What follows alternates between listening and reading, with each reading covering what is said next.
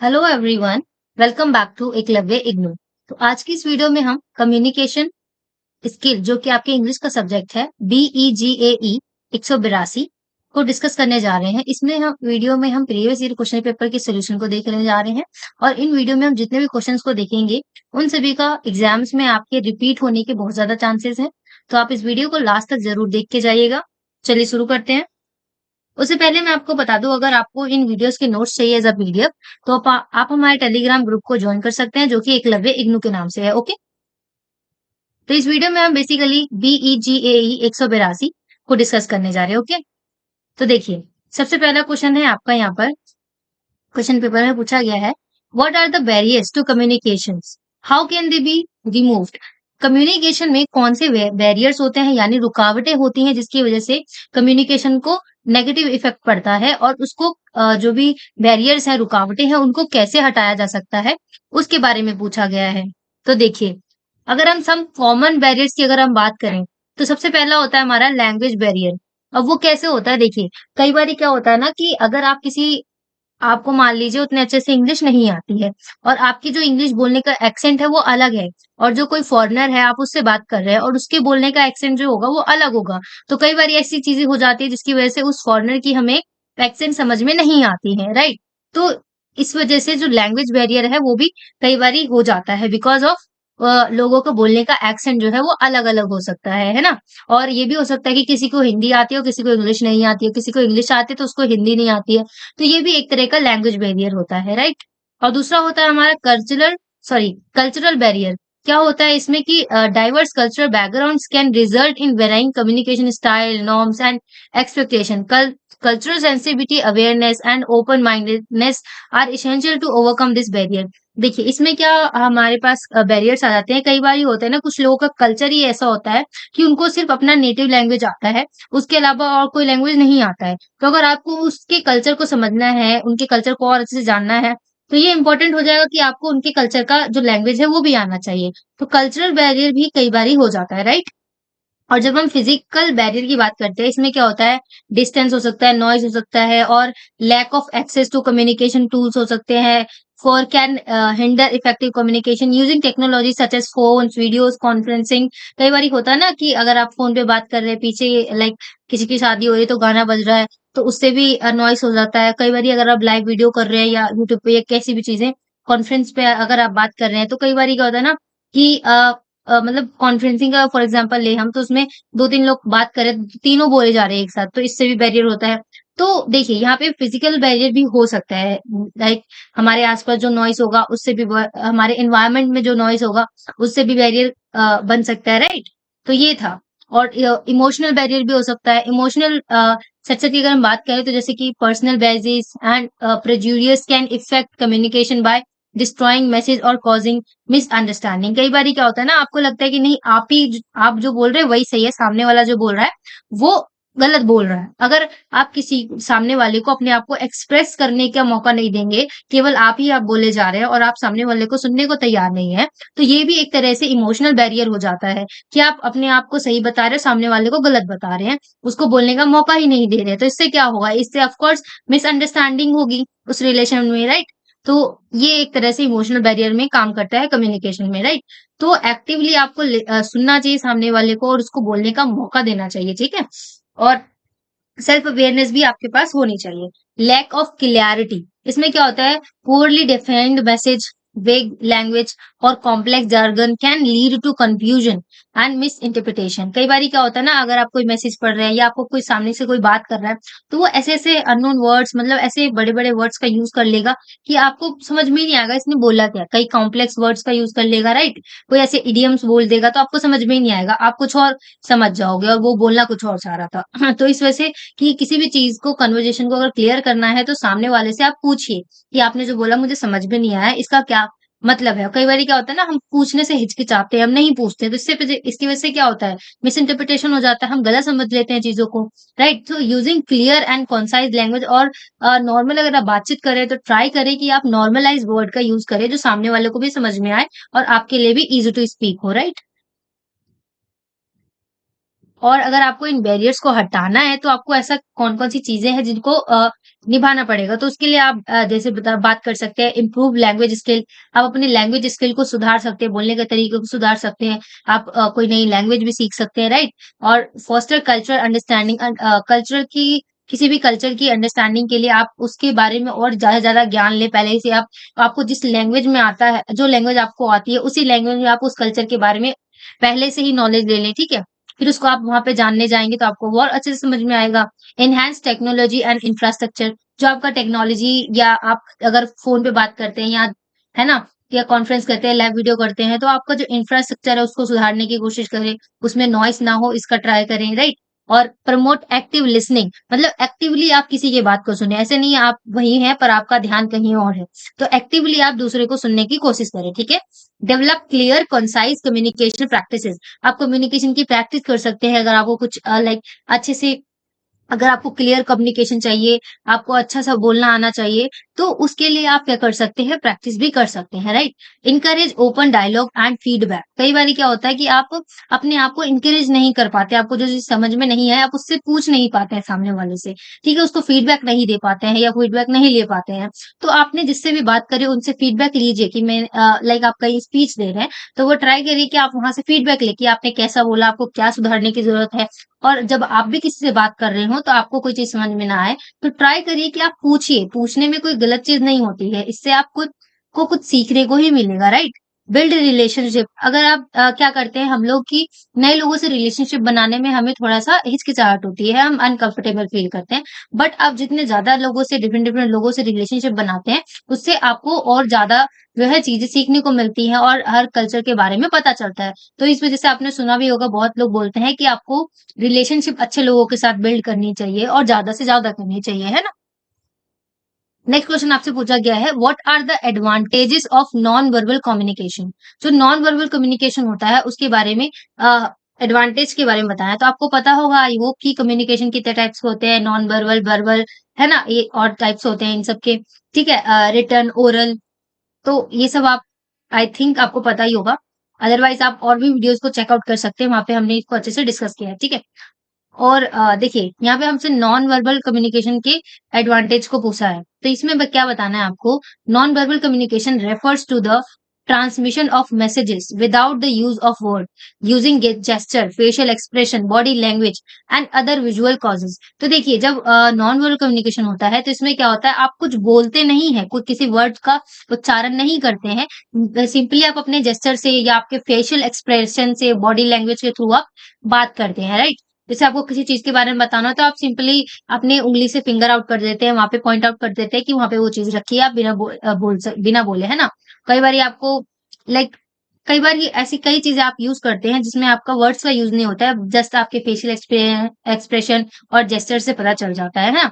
और उसको देखिए उसके एडवांटेज क्या है नॉन वर्बल के, तो देखिए enhance understanding, non verbal cues can provide additional context and meaning to verbal message. जब आप वर्बली बोल रहे हैं तो उसी के साथ साथ जब आप अपने जेस्चर का यूज करते हैं तो उससे ना चीजें और अच्छे से समझ में आती हैं, राइट? तो एडिंग कम्प्रिहेंशन एंड रिड्यूसिंग मिसअंडरस्टैंडिंग, तो देखिए आपको किसी चीज को पॉइंट आउट करना है तो आप बोलेंगे वहां पे रखा है, वहां पे रखा है। आप ऐसे में ना बोलकर अगर आप अपनी उंगली या फिर अपने हाथ से दिखा देते कि वहां पर रखा है, ये भी बोल देते हैं और दिखा भी देते हैं अपने जेस्चर के थ्रू, तो वो चीज़ जल्दी समझ में आ जाती है कि अच्छा वहाँ पे रखा है ना?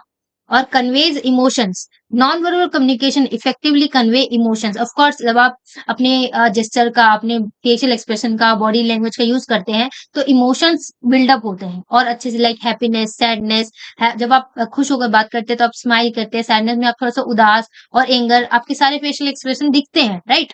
और बिल्ड्स रैपोर्ट, इसमें क्या होता है non verbal signals such as eye contact, body language helps establish trust and connection. कई बार आपने सुना ही होगा कि आपको सामने वाले से बात करते वक्त आई कांटेक्ट को मेंटेन रखना चाहिए, तो उसकी वजह से भी क्या होता है आपका कम्युनिकेशन इफेक्टिव तरीके से और अच्छा बनता है और आपके जो रिलेशनशिप है वो और स्ट्रॉन्गर हो जाते हैं, है ना? उसी के साथ-साथ supplements verbal communication, non verbal communication cues can reinforce or constructive verbal message, adding depth and clarity to the overall communication. जब आप इसके यूज़ करते हैं नॉन वर्बल कम्युनिकेशन का, तो इसमें क्या होता है कि जो आपका लाइक आप जो भी बोलना चाह रहे हैं उसके डेप्थ में उस कम्युनिकेशन के बारे में क्लैरिटी हो जाती है, राइट।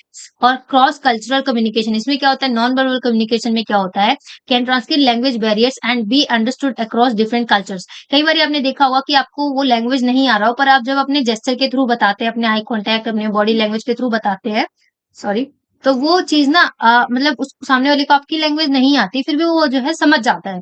तो ये किसकी वजह से, नॉन वर्बल कम्युनिकेशन की वजह से। ये एक तरह से बेनिफिट ही है नॉन वर्बल कम्युनिकेशन का, राइट। और क्विक एंड एफिशिएंट, इसमें क्या बता सकते हैं आप कि जो नॉन वर्बल सिग्नल्स होते हैं can be transmitted rapidly allowing for immediate response for or reaction in situation where verbal communication में भी स्लोअर और लिमिटेड। कई बार क्या होता है ना, आपके नॉन वर्बल जो जेस्चर्स होते हैं उनसे चीजें जल्दी समझ में आ जाती हैं और तुरंत आप अपने जो भी बोलना चाह रहे हैं आप शो कर देते हैं कि आप ये बताना चाह रहे थे। कई बार क्या होता है ना कि जब आप अपने वर्बली बोलना चाहते हैं तो उसमें कई बार क्या होता है, कई बार हम वर्ड को मिस कर जाते हैं, हमें फर्स्ट टाइम लग जाता है बोलने में, पर आपका नॉन वर्बल कम्युनिकेशन थोड़ा हेल्पफुल होता है, ठीक है। So overall non verbal communication enhance understanding, conveys emotions, strengthen relationship, supplements verbal message, facilitates cross-cultural communication, and offers a quick and efficient means of conveying information and intention। ठीक है, तो ये आपका नॉन वर्बल कम्युनिकेशन के benefits थे। So next question में हमसे पूछा गया है, how would you structure a presentation so as to make it most effective. तो देखिए, अगर आपको किसी चीज के लिए कहीं पर किसी के लिए पीडीएफ बनाना हो, सॉरी यस पीपीटी बनानी हो, तो आप उस प्रेजेंटेशन को और कैसे अच्छे से इफेक्टिव तरीके से बनाएंगे और उसको कैसे प्रेजेंट करेंगे सामने, कि उसको सामने वाले ऑडियंस को अच्छे से समझ में आए। तो देखिए, इसके लिए कुछ स्टेप हैं जो आपको फॉलो करने चाहिए। First, introduction. जब आप अपना प्रेजेंटेशन बनाते हैं तो उसका आपका फर्स्ट स्लाइड इंट्रोडक्शन होना चाहिए कि जो आपका प्रेजेंटेशन है वो किसके बारे में है, आप क्या बताने जा रहे हैं आगे, और जो भी आपका प्रेजेंटेशन होने वाला है वो किस चीज के बारे में, ऑल अबाउट क्या है उस प्रेजेंटेशन में, राइट। और मेन पॉइंट्स आपके सॉरी प्रेजेंटेशन जो है वो आपके मेन पॉइंट्स में डिस्कस होने चाहिए। ऐसा ना हो आप पूरा का पूरा नोट्स ही उठा के छाप दे रहे हैं अपने प्रेजेंटेशन में, तो आपके मेन पॉइंट्स होने चाहिए, राइट। विजुअल एड्स लगा सकते हैं आप, जैसे कि विजुअल एड्स में क्या होता है कि आप ना कई बार चीजें हमें लिखने से ज्यादा अच्छी समझ में आ जाती है किसी पिक्चर के थ्रू, किसी वीडियो के थ्रू, तो आप उन चीजों का उपयोग करें अपने प्रेजेंटेशन में, है ना। और ऑडियंस इंटरैक्शन, आप जब आप प्रेजेंटेशन को प्रेजेंट कर रहे हैं तो अपने ऑडियंस से इंटरेक्शन रखिए। अगर ऑडियंस सामने से कुछ पूछ रही है तो आप उसका जवाब दें, ठीक है, और उनके क्वेश्चंस को लें और उनको डिस्कस करें और उनको आंसर दें कि क्या आपके प्रेजेंटेशन में क्या चीज है जो उनको समझ में नहीं आ रही है, आप उनको समझाने की कोशिश करें, राइट। और ट्राई करें कि आप अपने ऑडियंस को अपने साथ एंगेज रखें। और इसी के साथ-साथ कंक्लूजन बता सकते हैं आप, क्योंकि देखिए, अगर आपका 1 घंटे का प्रेजेंटेशन है तो मान लीजिए कुछ चीज़ मिस आउट हो सकती है, तो एट द एंड आप समरी बता सकते हैं और की पॉइंट्स बता सकते हैं, ठीक है, कि कंक्लूजन क्या था। क्वेश्चन आंसर रख सकते हैं। Allocate time for questions and answers to address any queries और कंसर्न फ्रॉम द ऑडियंस। देखिए, आप सामने ऑडियंस, देखिए आपने पूरा प्रेजेंटेशन प्रेजेंट कर दिया, तो लास्ट में आप क्वेश्चन आंसर के लिए भी थोड़ा-सा टाइम निकाल सकते हैं कि अगर आपको मेरे प्रेजेंटेशन में कुछ पूछना हो तो आप पूछ सकते हैं, है ना? तो ऐसा। और practice and timing, rehearse your presentation to ensure a smooth delivery and keep within the allotted time. जो भी आपको टाइम मिला है उसी टाइम में आपका प्रेजेंटेशन खत्म हो जाए, इसके लिए आप पहले से ही प्रैक्टिस कर सकते हैं और रिहर्स कर सकते हैं, जिसके थ्रू आपका जो प्रेजेंटेशन है वो स्मूथ और अच्छे तरीके से हो जाए, ठीक है। Remember to tailor your presentation to the audience. Use effective communication techniques and maintain a confidence and engaging delivery throughout. So, अपने आप को एंगेज रखिए, जितनी देर भी आप प्रेजेंटेशन दे रहे हैं उतनी देर आप अपने ऑडियंस को अपने साथ रखिए, अपने साथ एंगेज रखिए, राइट। तो ये कुछ टिप्स हैं जो आपके प्रेजेंटेशन को अच्छा बनाने में आपको हेल्प कर सकते हैं। क्वेश्चन नंबर 4 में हमसे पूछा गया है, what are homophones and homographs, give example of both. देखिए, यहाँ पे होमोफोन्स और होमोग्राफ्स को आपको समझना है। तो इसमें क्या होता है, homophones are words that have the same pronunciation but different meaning and spellings. For example, to two. देखिए, होमोफोन्स क्या होते हैं, ऐसे वर्ड्स होते हैं जिनका लाइक मीनिंग जो होता है वो बिल्कुल अलग अलग होता है, बट उनका प्रोनाउंसिएशन क्या होता है, बिल्कुल सेम सेम होता है। फॉर एग्जाम्पल, टू और टू का आप एग्जाम्पल ले सकते हैं, ठीक है। और फ्लावर और फ्लावर, है ना। और उसी के साथ साथ जो होमोग्राफ्स होते हैं are words that have the same spelling but different meanings and pronunciation. देखिए कई यहाँ पे होमोफोन्स में क्या था कि प्रोनाउंसिएशन सेम होती है पर मीनिंग जो है वो डिफरेंट होता है ना? और होमोग्राफ्स क्या होते हैं, वो वर्ड्स होते हैं जिनकी स्पेलिंग तो बिल्कुल सेम होती है बट उनकी मीनिंग डिफरेंट होता है और उनका प्रोनाउंसिएशन भी अलग होता है। For example tear and tear. Tear का मतलब होता है एक टू टू रिप, किसी चीज को रिप कर देना, ठीक है? और tear a drop of water from the eye. तो देखिए टीयर हम अपने आंसुओं को भी बोलते हैं, है ना? और एक टीयर का मतलब होता है टू रिप, ठीक है? और इसी के साथ-साथ लीड, लीड का मतलब क्या होता है? टू गाइड, गाइड करना किसी को। और एक लीड का मतलब होता है अ हेवी मेटल, एक मेटल होता है लेड, है ना? तो वही चीज़ हो सकती है। देखिए यहाँ पे लीड और लेड, स्पेलिंग तो दोनों की सेम है पर प्रोनाउंसिएशन अलग है और सॉरी मीनिंग भी बिल्कुल डिफरेंट है ना? तो ये होते हैं हमारे होमोग्राफ। आई होप कि आपको होमोफोन्स एंड होमोग्राफ्स में डिफरेंस समझ में आया होगा। नेक्स्ट क्वेश्चन हमसे पूछा गया है question number 5। While writing a formal letter, how can you make it gender natural neutral? तो देखिए जब आप लेटर लिख रहे हैं तो उसमें आपको जेंडर को, अगर आपको न्यूट्रल रखना है तो आप कैसे करते हैं? To make a formal letter gender, sorry, gender neutral, इसमें क्या हो सकता है? Avoid using gender specific terms like Mr और Mrs. Instead, use gender neutral alternative like dear or to whom it may concern. ठीक है? Additionally, use inclusive languages by avoiding gender pronouns like he or she and instead using gender neutral pronouns like they or rephrase the sentence to make it gender neutral. तो इसमें क्या कर सकते हैं आप? Mister और मिसेस का use करके आप के बजाय आप डियर का यूज कर सकते हैं। ही और शी का यूज करने के बजाय आप दे का यूज कर सकते हैं, है ना? तो आप जब आपको जेंडर न्यूट्रल रखना हो अपने लेटर को, तो आप कुछ इस प्रकार से चीजों का ध्यान रख सकते हैं। नेक्स्ट क्वेश्चन में हमसे पूछा गया है, what are schemata, what is their role in reading? तो इसमें जो स्कीमेटा होता है, इसमें रीडिंग में क्या रोल होता है उसके बारे में बताना है। तो देखिए ये जो वर्ड होता है स्कीमेटा, इसमें क्या होता है? ऑल्सो नोन एज स्कीमास, ठीक है? तो आर मेंटल फ्रेमवर्क्स और structures that help individual organize and interpret new information based on their existing. तो इसमें क्या होता है कि जो आपको चीज पहले से आती है इंफॉर्मेशन, उसी के बारे में और अच्छे तरीके से ऑर्गेनाइज तरीके से इंटरप्रेट करना, है ना? और in reading schemas plays a crucial role by providing a framework for understanding a making sense of text. किसी भी टेक्स्ट को अगर आप पढ़ रहे हैं तो जो भी नॉलेज आपको पहले से आती है उसको उस टेक्स्ट के साथ रिलेट करना और उसको और अच्छे से समझना, उस चीज में हेल्प करता है ये, ठीक है?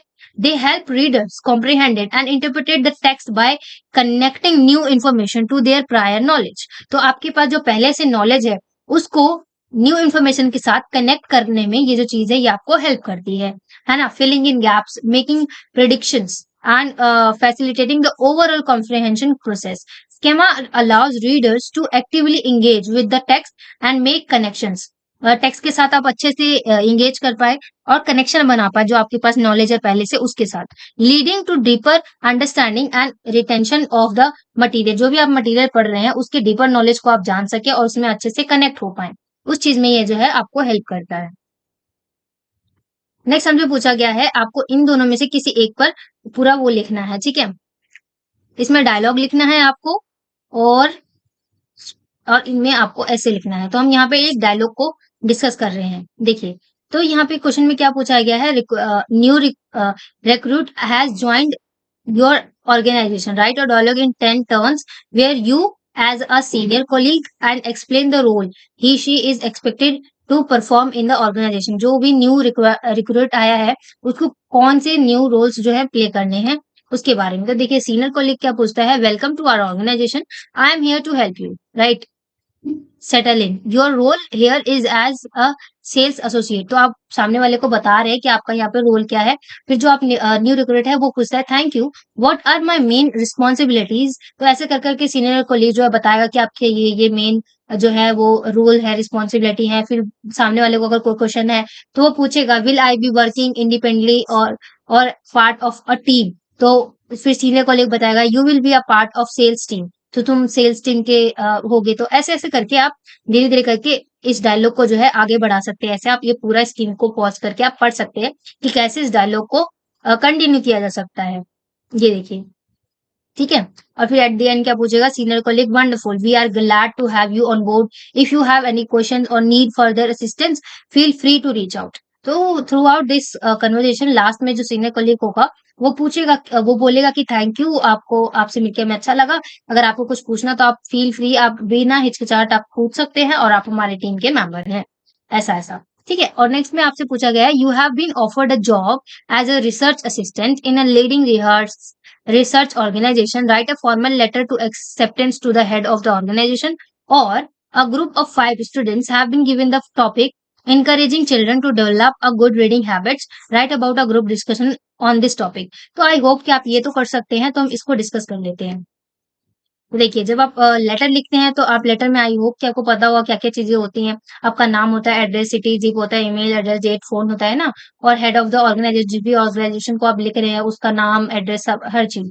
फिर डियर, है ना, और हेड्स का जो भी वहाँ का हेड है उसका नाम भी लिख सकते हैं। और फिर आप बता सकते हैं that I am writing to formally accept the offer for the position of research assistant at dash, जो भी ऑर्गेनाइजेशन का नाम होगा, है ना। I am honoured to have been selected and excited to contribute to the impactful research conducted by our team's organization. ठीक है। तो ऐसी ऐसी चीजें बता सकते हैं। लास्ट में आप लिख सकते हैं thank you for this opportunity. इसके बाद भी आप अपने अपने अंडरस्टैंडिंग के थ्रू अपने तरफ से भी इसको जो है कुछ ऐड ऑन कर सकते हैं इसमें, right.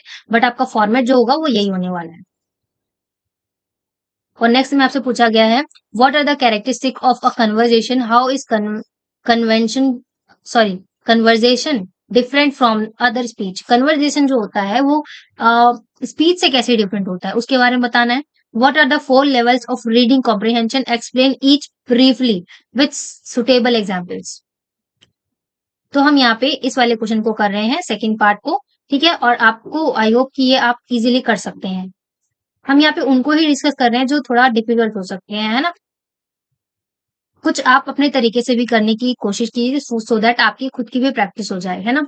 So the 4 levels of reading comprehension are literal comprehension, understanding the explicit meaning of the text, example, answering what is the main character's name in a story। कई बार ये होता है ना, जब आप स्टोरी पढ़ रहे हैं तो उसमें मेन कैरेक्टर कौन है, उसका नाम क्या है, ये चीज जानना एक इंपॉर्टेंट बन जाता है। ठीक है। और एक एक दूसरा पॉइंट हो सकता है इन्फरेंशियल कॉम्प्रिहेंशन। इसमें क्या होता है, inferring information not directly stated in the text, example, drawing a conclusion about a chapters personalities characters personality based on their action and dialogue. कई बार ये होता है ना कि आप किसी स्टोरी में किसी कैरेक्टर पर उसकी कैरेक्टरिस्टिक बताते हैं अपने नॉलेज के थ्रू, जो भी आपने स्टोरी में उसके कैरेक्टर का एक्टिविटीज देखी, डायलॉग देखी, उसके थ्रू आप उसका कैरेक्टरिस्टिक बताते हैं। तो ये एक तरह से ये एक चीज है।